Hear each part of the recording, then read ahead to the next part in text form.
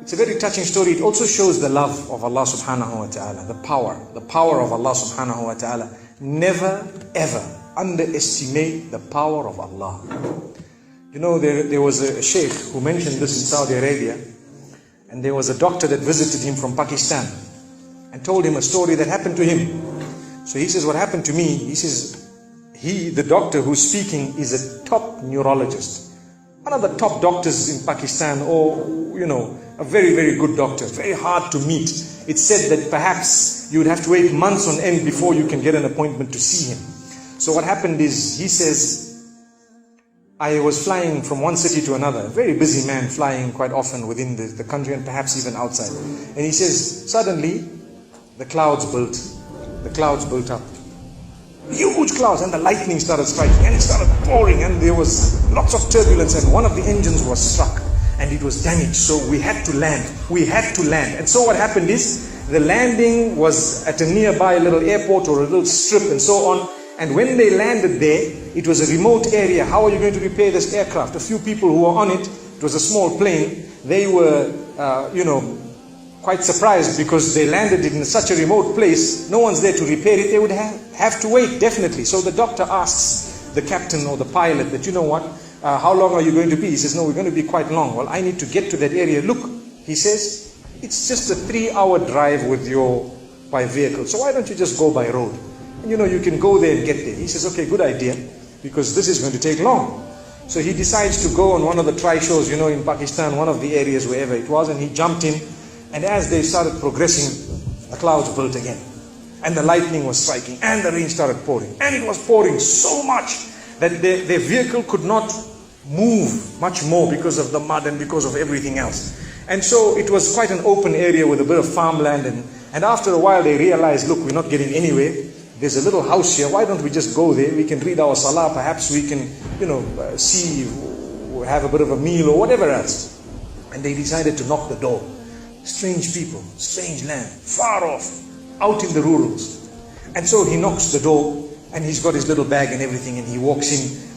An old lady happened to answer the door after a while, and they spoke to her saying, look, this is what has happened, and we're going from so-and-so to so-and-so, and we just want a place, we want to read salah and so on. And she said, no problem, you can come in. She had a little musalla, a little sajjada, and she had a little baby on the side, or not a baby, but a child. And the child, every little while, she's actually checking on the child, and she's sitting on that musalla, making dua and reading her own salah. These people fulfilled their salah, did whatever they had to. And when they were about to leave, they spoke to the old lady saying, thank you very much, jazakumullah khair, and so on. And, we're going, what's happening to this child, So the woman says, look, the child is an orphan. And the child is unwell, not well at all, very sick. And we've been to all the doctors around. And subhanallah, I'm the grandmother of this child. The doctors have told us that there is only one specialist around who can help this child. And we tried to make an appointment, but they asked us to come 6 months later.